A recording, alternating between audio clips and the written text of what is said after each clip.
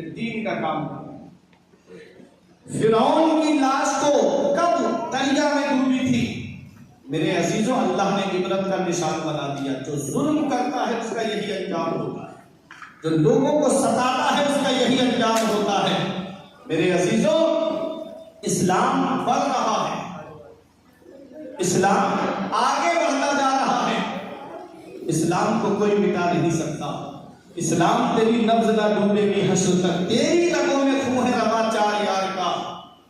फानूस बन के जिसकी हिफाजत हवा करे, वो शम्मा क्या बुझे जिसे रोशन खुदा करे।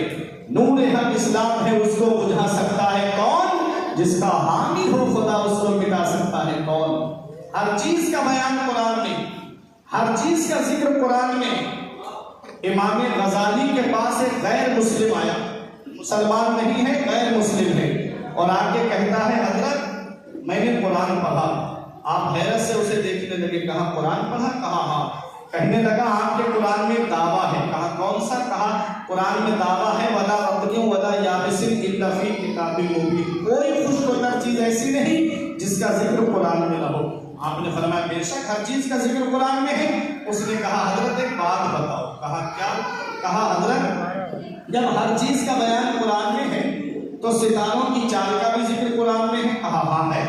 कहा मैंने भी पढ़ा है, सितारों की चाल का जिक्र है कुरान में। कहा कौन सी आयत में पढ़ा? कहता है कुल्लुन फी फलाकिन यस्बहून, हर चीज आसमान में तैर रही है। इस आयत से साबित हुआ कि सितारे आसमान में चल रहे हैं, लेकिन जो सितारे चलते हैं वो दो चाल चलते हैं, एक सीधी चाल चलते हैं, दूसरे उल्टी चाल चलते हैं। एक सीधे जाते हैं, दूसरे उल्टे आते हैं। तो कहा सीधी चाल का जिक्र मिला लेकिन उल्टी चाल का जिक्र नहीं मिला। बहुत इल्मी बात करने जा रहा हूँ। गैर मुस्लिम कहता है इमाम गजाली से, मुसलमान नहीं। आज हम कुरान पढ़ते हैं, किसी ने दुकान रखी, उसमें जाकर के रस्मी तौर पे कुरान पढ़ा। कोई गाड़ी लेके आ गया, उसने बरकत के लिए कुरान खानी कराई तो उसने रस्मी तौर पे कुरान पढ़ दिया। अपने घर में आए तो थोड़ी देर एक दो रुकू कुरान का पढ़ा और उठा करके रख दिया। गैर जब पढ़ता है तो उसमें रिसर्च करता है, गैर जब पढ़ता है तो उसमें से कुछ तलाश करता है। अरे कुरान में है जब दो समंदर आपस में मिलते हैं तो उससे लूलू और मरजान पैदा होते हैं। साइंसदानों ने रिसर्च किया कि अल्लाह ने फरमाया जहां दो समंदर मिलेंगे वहां से लूलू और मरजान पैदा होंगे। जब नीचे जाकर के समंदर की तह में देखा तो वहां से हीरे और मोती निकाल लिए। ये कौन है तो जो कुरान पे रिसर्च करके उससे रुमूज और असरार को तलाश कर रही है। और एक हम है कि जिसके लिए कुरान आया है वो कुरान को रस्मी तौर पे पढ़ करके अपने घर में रख देते हैं। कुरान हमें पैगाम क्या देता है? कुरान कहता है हुदन लिन्नास, मैं लोगों की हिदायत के लिए आया हूँ। इमाम गजाली कहते हैं तूने सितारों की चाल का जिक्र पढ़ा? कहा हाँ पढ़ा। उसने कहा सीधी चाल का जिक्र मिला, उल्टी चाल का जिक्र मुझे नहीं मिला। आप मुस्कुरा के फरमाते हैं थोड़ा और गौर कर लेता तो तुझे उल्टी चाल का भी जिक्र मिल जाता। उसने कहा समझाइए मुझको उल्टी चाल का जिक्र कहाँ है? इमाम गजाली ने फरमाया कौन सी आयत से पढ़ा? कहता है कुल्लुन फी फलक, हर चीज आसमान में तैर रही है। अब इस आयत को आप देखिएगा, ये उलमा तशरीफ फरमा है, अल्लामा फैजान साहब और ये नकीब अहले सुन्नत मौलाना बिलाल महमूद साहब, सबकी तरफ जो एक इल्मी बात करने जा रहा हूँ। कुल्लुन फी फलक में क्या हर्फ है? कुल्लुन में पहला हर्फ काफ है, दूसरा हर्फ लाम है, मिला के हुआ कुल। अब फी में पहला हर्फ फा है, दूसरा हर्फ या है, मिला के हुआ फी, कुल्लुन फी। अब फलक में पहला हर्फ फा है, दूसरा हर्फ लाम है, तीसरा हर्फ काफ है, मिला के हुआ फलक। क्या हुआ? कुल्लुन फी फलक। अब इसे उल्टा करके देखिएगा, फलक में आखिरी हर्फ काफ है, बीच वाला हर्फ लाम है, मिला के हुआ कुल। अब फलक का बचा फा और फी का है या, मिला के हो गया फी, हो गया कुल्लुन फी। अब फी है और लफ्ज़ कुल है, कुल में पहला हर्फ काफ है और आखिरी हर्फ लाम है और इधर फी है। इसे उल्टा करेंगे तो होगा फलक। सीधी तरफ से पढ़ेंगे तब भी कुल्लुन फी फलक है और उल्टी तरफ से पढ़ेंगे तब भी कुल्लुन फी फलक है। इमाम गजाली फरमाते हैं सीधी तरफ से पढ़ोगे तो सितारों की सीधी चाल का जिक्र मौजूद है और उल्टी तरफ से पढ़ोगे तो सितारों की उल्टी चाल का जिक्र। हर चीज कुरान इल्म होना चाहिए, काबिलियत होनी चाहिए, इतनी सलाहियत होनी चाहिए। हर चीज का जिक्र कुरान के अंदर मौजूद है। मेरे अजीजों, हर चीज का जिक्र कुरान के अंदर मौजूद। आप क्या समझते हो मस्जिद कुर्तुबा है, उस मस्जिद कुर्तुबा ने अजीम मोहब्बत हमको दिए हैं। उसी मस्जिद कुर्तुबा के अंदर बैठ करके हज़रत अब्बास बिन फरनास ने सबसे पहले हवाई जहाज बनाने का फार्मूला तैयार किया था। आज जो हवाई जहाज आप देखते हो, जिस पर आज अमेरिका ने अपना नाम दे दिया, जापान ने अपना नाम दे दिया, ये फार्मूला सबसे पहले किसने बनाया था? ये एक मुसलमान ने बनाया था, जिनका नाम हजरत अब्बास बिन फरनास है। कुरान पढ़ा, परिंदे का तसव्वुर लिया कुरान से कि परिंदा जो फिजा में उड़ता है उसको बैलेंस बना के जो रखती है वो उसकी पूंछ बना के रखती है। आप किसी भी परिंदे की पूंछ उखेड़ देना, वो सीधा नहीं उड़ पाएगा, इधर उधर गिरता हुआ उड़ेगा। बैलेंस जो बना के रखती है वो परिंदे की पूंछ है, जो उसे फिजा में बैलेंस बना के रखती है। मेरे अजीजों, बगैर पूंछ का हवाई जहाज बनाया था हजरत अब्बास बिन फरनास ने, उड़ा भी, लैंडिंग के वक्त में क्रैश हो गया। मेरे अजीजों, जहन तो हमारा है ना, फार्मूला तो हमारा है ना, लेकिन नाम इसको किसी और ने दे दिया। ये हमारी देन है। सबसे पहली घड़ी किसने बनाई? सबसे पहली घड़ी हजरत अब्बास बिन फरनास ने बनाई, और वो घड़ी मस्जिद कुर्तुबा में नहीं लगाई बल्कि दमिश्क की जामा मस्जिद में लगाई। सबसे पहला कागज किसने बनाया? ये भी मुसलमान ने बनाया। पहले कागज रुई से बनता था और रुई से कागज तैयार होता था। आज कागज दरख्त से बनता है, आज कागज पेड़ से बनता है। आज पेड़ को बारीक काटा जाता है और उसको मशीन के अंदर डाल करके पाउडर बनाया जाता है, फिर केमिकल लगा करके कागज तैयार किया जाता है। और जब कागज तैयार हो जाता है तो दो तरह से इस्तेमाल होता है, या तो हिंदी इंग्लिश के एतबार से उसके ऊपर लिखाई होती है, या फिर उस कागज पर दीनी किताबों की तहरीर होती है, या उसके ऊपर कुरान लिखा हुआ होता है। अब मेरे अजीजों जरा सुनिएगा, अब दुनियावी तालीम और दीनी तालीम का मैं फर्क बता दूं आपको 2 मिनट में। अब किताब तैयार होती है, उस पर छोटा बड़ा लिखा हुआ है, ABCD लिखी हुई है। बच्चे ने पढ़ा, आगे क्लास में चला गया, आगे किताबें पढ़ी और ऊपर चला गया। पढ़ते पढ़ते कोई डॉक्टर बना, कोई इंजीनियर बना, कोई प्रोफेसर बना, कोई मास्टर बना। वो किताबें जो बच्चे ने पढ़ी थी वो घर में अलमारी में रखी हुई है। उन किताबों का आप क्या हो? उन किताबों को उठा करके अब्बा ने भंगार वाले के हाथ बेच दिया। भंगार वाले ने क्या किया? उन किताबों को ले जाकर के दुकानदारों के हाथ बेच दिया। अब दुकानदारों ने उसे अपने साइज में काटा, किसी ने जलेबी रख के बेची, किसी ने समोसा रख के बेचा, किसी ने पकौड़ी उस पर रख करके बेची। अब वो पकौड़ी समोसा खाने के बाद कोई उस कागज को जेब में नहीं रखता है, उसे निकाला और उठा करके फेंक दिया। अब वो कागज नाली में पड़ा हुआ है, वो कागज कीचड़ में पड़ा हुआ है, वो कागज गंदगी में पड़ा हुआ है। मेरे अजीजों, क्या समझे? जिसने डॉक्टर बनाया वो नाली में पड़ा है, जिसने इंजीनियर बनाया वो नाली में पड़ा है, जिसने प्रोफेसर बनाया वो नाली में पड़ा हुआ है, जिसने मास्टर बनाया वो नाली में पड़ा हुआ है, और बनने वाला एसी रूम में बैठा है, आईफोन चला रहा है, फॉर्च्यूनर कार से घूम रहा है, और बनाने वाला नाली में पड़ा हुआ है। ऐ मेरे अजीजों, सेम मशीन है, सेम दरख्त है, सेम केमिकल है, सेम कागज है, उस पर छोटा बड़ा लिखा हुआ नहीं है, उस पर लिखा है बिस्मिल्लाहिर्रहमानिर्रहीम। तो कोई आलिम फतवा नहीं देगा, कोई मुफ्ती फतवा नहीं देगा, कोई हाकिम नहीं कहेगा।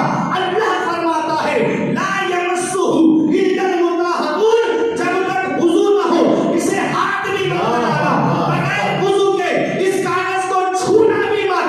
अरे जब कागज पर कुरान लिख जाए तो कागज अजमत वाला हो जाता है। तो जिस हाफिज के सीने में कुरान के 30 पारे हैं, उस हाफिज के सीने का आलिम क्या होता है? कागज पे कुरान लिख जाए तो कागज अजमत वाला। जिस टेबल पे कुरान रखा जाए और टेबल को हम चूमते हैं, उस रहर को हम चूमते हैं। जिस जुज़दान में कुरान रखा जाए उस जुज़दान को सीने से लगाते हैं। तो जिन हाफिजों के सीने में कुरान के 30 पारे हैं, उनके सीने का आलम क्या होगा, उनकी शान का आलम क्या होगा? मेरे अजीजों, आप सोचते होंगे बच्चा हाफिज बन गया, बच्चा आलिम बन गया, बच्चा मौलाना बन गया, तो वो क्या करेगा?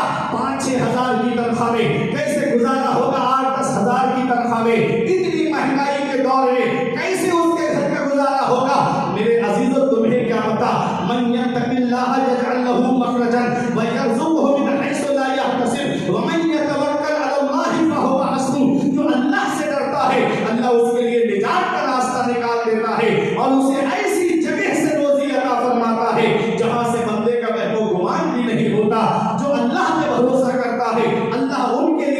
लिखानी है। डॉक्टर की तकदीर भी अल्लाह ने लिखी, मास्टर की तकदीर भी अल्लाह ने लिखी, आलिम हाफिज की तकदीर भी अल्लाह ने लिखी। वो राज़िक है, ग़िज़ा किलों को लेता है वो पत्थर में, भटकता फिरता है इंसान जो रोजी के चक्कर में, उड़ाने भर हवाओं में या लगा गोते समंदर में, मिलेगा बस वही जितना के लिखा है मुकद्दर में। जितना अल्लाह ने तकदीर में लिखा है उतना ही मिलेगा। लेकिन याद रखो, सही तालीम हासिल करने वाला मौलवी कहीं पीछे नहीं। अब वो जो एक साल मदरसे गया, दाढ़ी टोपी रख अब पहन के और नीचा कुर्ता पजामा पहन के आप सोचो कि वो मौलाना है, तो हर सफेद गोली तो जो है वो सरदर्द की गोली होती है। समझने की बात है, हर दाढ़ी टोपी वाला मौलाना हो ये जरूरी नहीं है। सही तालीम जिसने हासिल की, इल्म जिसके पास है और उस पर अमल है, वो मौलवी कहीं पीछे नहीं। आज भी कौम उसे अपने सर पे बिठाती है, आज भी कौम उसका अदब करती है, आज भी लोग उसके रास्ते में पलके बिछाते हैं। मेरे अजीजों, कहीं ना कहीं हमारी भी खामियां हैं। बाअमल बनो और अपने रब की बारगाह से लो लगाओ। रोजी देने वाला वो है। शेख सादी फरमाते हैं, वो आलिम बहुत अच्छा है अमीर जिसके दरवाजे पे आते हैं, और वो आलिम बहुत बुरा है जो अमीरों के दरवाजे पे जाता है। मेरे अजीजों, ये हमारे बुजुर्गों ने फरमाया।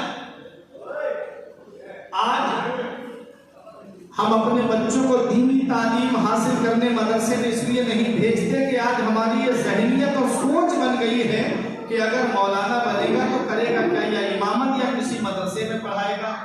ऐसा नहीं है। अरे बहुत रास्ते खुले हुए हैं। अब तो मैं भी पैगाम देता हूँ मदरसों में जाकर के जलसों में कि आपका बच्चा हाफिज बन गया, आलिम बन गया, तो अब जरूरी नहीं है कि इतनी मस्जिदें हों कि हर मस्जिद में सुनाने के लिए हाफिज रख दिया जाए। अब एक मदरसे से 10-12 हाफिज हो रहे हैं, मस्जिदें वही हैं, नई मस्जिदों की तामीर भी नहीं है।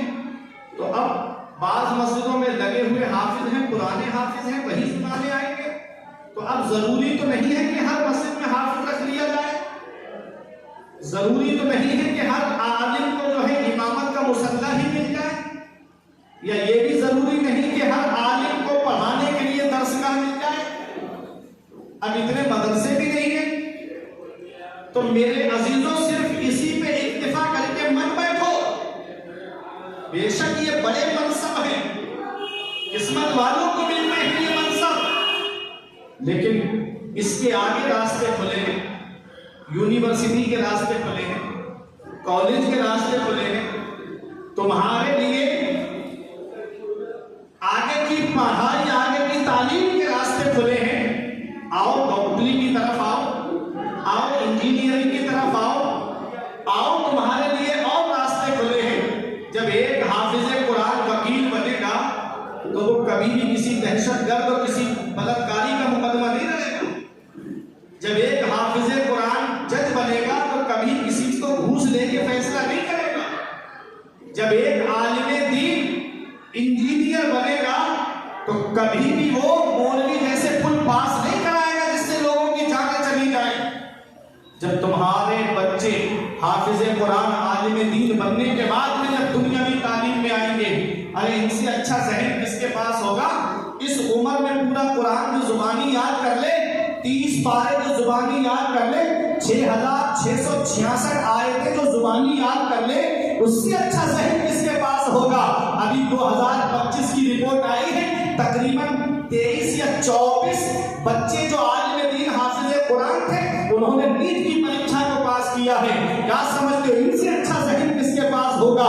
अगर हमारे मदरसे के तलबा इल्म हासिल करने के बाद में दुनियावी तालीम की तरफ आ गए, इनसे अच्छा ज़हन, इनसे अच्छी सोच किसके पास होगी? अरे जो एक हफ्ते में कुरान याद कर ले वो हमारी जमात में है। देखो इमाम आजम अबू हनीफा जब मदरसे में पढ़ा रहे थे, उनके पास एक बेवा औरत अपने 8 साल के बच्चे को लेकर आई। कहा, हजरत मेरे बच्चे के सर से बाप का साया उठ गया, इसे अपने मदरसे में दाखिला ले लो, मेरे बच्चे को दीनी तालीम पढ़ाओ। इमाम आजम अबू हनीफा ने देखा बच्चा बहुत हसीन और जमील था। आपने सोचा कभी कभी कुछ बच्चे फितने का सबब बन जाते हैं,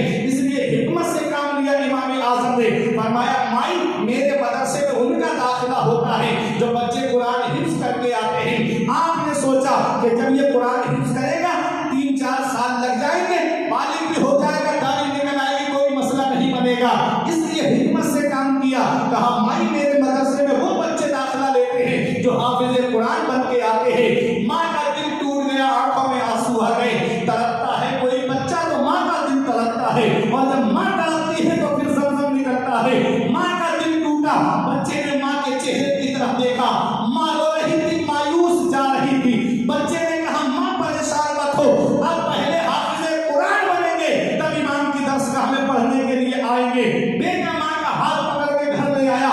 एक हफ्ते के बाद फिर माँ लेके पहुंच गई इमाम आजम की बारगाह में और कहा कि हजरत दाखिला ले लो मेरे बच्चे का।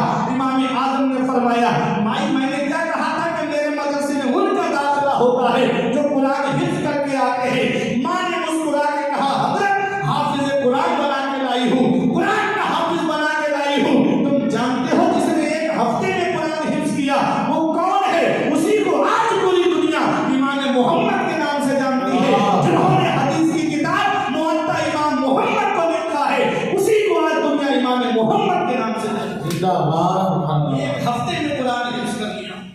मेरे अजीजों ये हमारी जमात में है, अजीम मुफक्किर हमारी जमात में है।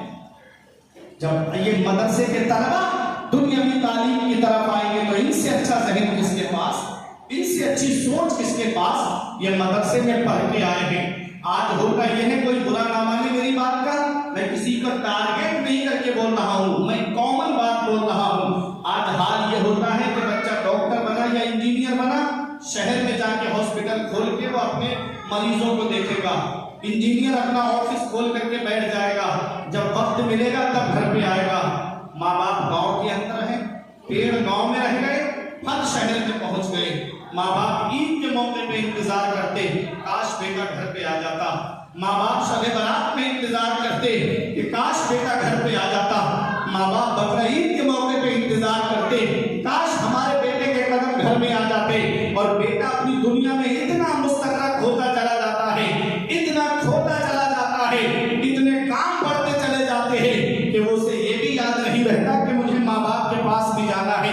इल्ला माशाअल्लाह जो फरमाबरदार बेटे हैं वो अपने माँ बाप को अपने पास बुला लेते हैं या माँ बाप से मिलने आते रहते हैं महीने में 1-2 बार भी।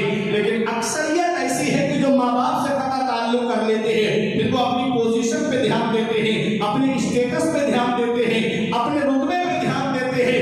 मेरे अजीजों, मैं उन बेटों को एक पैगाम देना चाहूंगा कि आज जिन माँ बाप से तुमने कता ताल्लुक कर लिया, एक दिन आएगा कि जिस दिन बाप की चारपाई घर से उठेगी, जिस दिन माँ की चारपाई घर से उठेगी, उस दिन कोई सच्चे दिल से दुआ देने वाला नहीं होगा।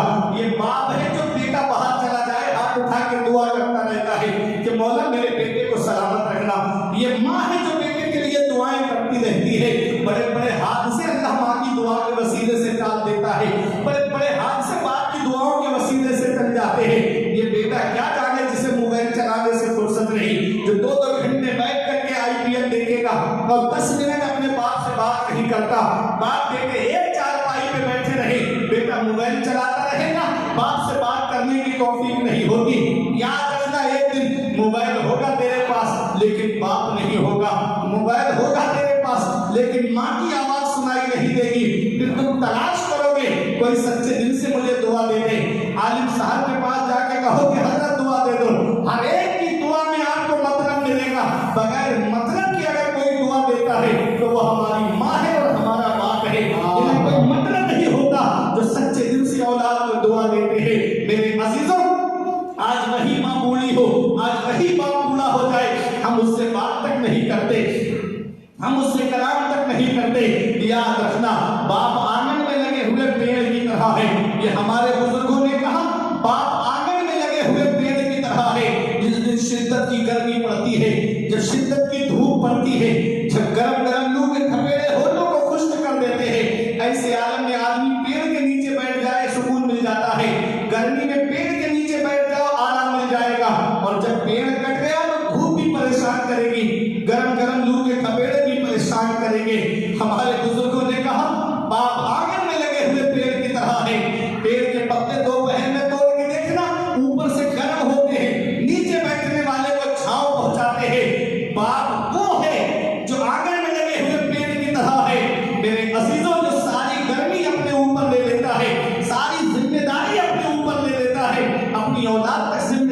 में पहुंचने नहीं देता। इसका एहसास तब होता है जब बाप की चारपाई घर से उठती है, तब एहसास होता है कि आज कितना बड़ा साया मेरे घर से चला गया। जिस दिन बाप की चारपाई घर से उठती है उस दिन एहसास होता है कि आज कितनी बड़ी सपोर्ट मेरे घर से चली गई। जिनके सरों पे बाप का साया है वो किस्मत वाले हैं। जिनके सर से बाप का साया उड़ गया उनसे पूछो कि बाप क्या होता है। मेरे अब्बा के इंतकाल को 2 साल से ज्यादा वक्त हो गया। आज भी मैं उनकी कमी को महसूस करता हूँ कि जब भी प्रोग्राम के लिए निकलता मगरिब के बाद फोन आता था कि बेटा आज कहाँ पर पहुंचे, मेरे लाल घर पे कब आओगे। आज एक हफ्ता हो जाता कोई ये नहीं पूछता कि घर पे कब आओगे। मेरे अजीजों ये माँ बाप हैं जिनकी नजर दरवाजे पे लगी रहती, जो सोचते मेरा बेटा बाहर गया है अभी घर पे नहीं आया है। आज उसी बाप की हम कदर नहीं करते, आज उसी बाप की हम खिदमत नहीं करते। थोड़ी सी दौलत क्या आ गई, थोड़ा सा पैसा हमारे पास क्या आ गया, हमने माँ बाप का बिस्तर घर से बाहर कर दिया। हमारे कमरे में एसी चले, जाड़ों में गर्म हीटर, और माँ बाप है कि तीनों झोपड़ियों में रह के जिंदगी गुजारे। क्या इस दिन के लिए बाप ने औलाद को पाला था? क्या इस दिन के लिए बाप ने औलाद के लिए दुआएं की थी? क्या इस दिन के लिए बाप ने आलिमों पीरों के घरों के चक्कर लगाए थे कि हजरत दुआ कर दो मेरे घर में चिराग जलाने वाला आ जाए? जब आ गए तो उसने माँ बाप का बिस्तर घर से बाहर कर दिया। मेरे अजीजों, बाप अल्लाह की बहुत बड़ी नेमत है। आज का नौजवान भाई कहता है मेरे बाप ने मेरे लिए क्या किया है। ये मकान मैंने अपनी मेहनत से बनाया, ये प्रॉपर्टी मैंने अपनी मेहनत से जमा की है, ये दौलत मैंने अपनी मेहनत से पैसे जमा करके जमा की है। मेरे बाप ने मेरे लिए क्या किया है। उसे बताओ कि जब तुझे चलना नहीं आता था तो अब्बा ने उंगली पकड़ के चलना सिखाया। जब तुझे खाना नहीं आता था तब तेरी माँ ने छोटे छोटे लुक़मे रख के तुझको खाना सिखाया। अल्लाह अकबर, आज वही बाप बूढ़ा हुआ मुझसे कदा ताल्लुक कर लेते हैं। मेरे अजीजों, कभी लगे मेरे बाप ने क्या किया है तो पीलीभीत चले जाओ बस स्टैंड की तरफ, पीलीभीत चले जाओ रेलवे स्टेशन की तरफ, पीलीभीत चले जाओ आसाम चौराहे की तरफ। वहां ऐसी रात में कोहरे के आलम में रात के 2 बजे 3 बजे कोई ऑटो रिक्शा चला रहा है, कोई 4 व्हीलर लेके खड़ा है, कोई ऑटो लेके खड़ा है, कोई बस लेकर के खड़ा है, कोई ट्रक लेकर के खड़ा है। ये एक बाप ही तो है जो सोचता है कि 4 पैसे जमा हो जाएंगे, मेरे बेटों की पढ़ाई में काम आएंगे, मेरी औलाद के खर्चे में काम आएंगे, मेरी औलाद की तालीम में काम आएंगे। नौजवानों, ये कोचिंग की फीस भरने वाला एक बाप है, ये स्कूल की फीस भरने वाला एक बाप है, ये कॉलेज की फीसें भरने वाला एक बाप है, ये यूनिवर्सिटी की फीसें भरने वाला एक बाप है। रक्षा चलाता है बाप लेकिन औलाद को पढ़ाता है बाप। दूसरों के खेतों में काम करता है बाप लेकिन औलाद को पढ़ाता है बाप। दूसरों के घरों में मजदूरी करता है बाप लेकिन औलाद को पढ़ाता है बाप। पूरे पूरे दिन सर्दी में फेरा लगा के रोड पे खड़ा रहता है, पैरों में मोजे तक नहीं, और पूरे दिन सर्दी में खड़ा होकर के औलाद के लिए पैसे जमा करता है। गर्मी के आलम में कोई साया भी नहीं उसके सर पर, ऐसे ही धूप में खड़ा रहता है ताकि मेरी औलाद के लिए पैसे जमा हो जाए, मेरी औलाद को मेरी तरह जो है इधर जाना ना पड़े, उनकी जिंदगी सुकून से गुजर जाए। बाप क्या नहीं करता अपनी औलाद के लिए? बाप कौन सी कुर्बानी नहीं देता अपनी औलाद के लिए? ये दिल्ली कमाने जाने वाला एक बाप है, ये मुंबई कमाने जाने वाला एक बाप है, ये बेंगलोर कमाने जाने वाला एक बाप है, ये सऊदी दुबई कतर 3-3 साल के लिए कमाने जाने वाला एक बाप है। बाप क्या नहीं करता अपनी औलाद के लिए? ऐसे माँ बाप के साये की नापदरी न कर। धूप काटेगी बहुत जब ये शजर गिर जाएगा। धूप कैसी भी हो साया नहीं खोने देता, राह कैसी भी हो बेबस नहीं होने देता, बेच के अपना लहू चाहे वो रोटी लाए, बाप औलाद को भूखा नहीं सोने देता। इस वक्त के बारे में तो सोचा भी न था। पेटों से बुढ़ापे में हुई खत्म रसाई, घर बार तो बांट लिए शौक से कुर्बान, हिस्से में किसी के मगर मां नहीं आई। वक्त ठुकरा देगा एक दिन मेरी सारी ये कुर्बानियां, दामने उम्मीद में फकत नाकामियां रह जाएंगी। शादियों के बाद तो बेटे अलग हो जाएंगे, बाप के हाथों में फकत बैसाखियां रह जाएंगी। बुढ़ापा क्या जवानी क्या ये बचपन बांट लेते हैं, न होकर दिल में गुंजाइश तो आगे बांट लेते हैं।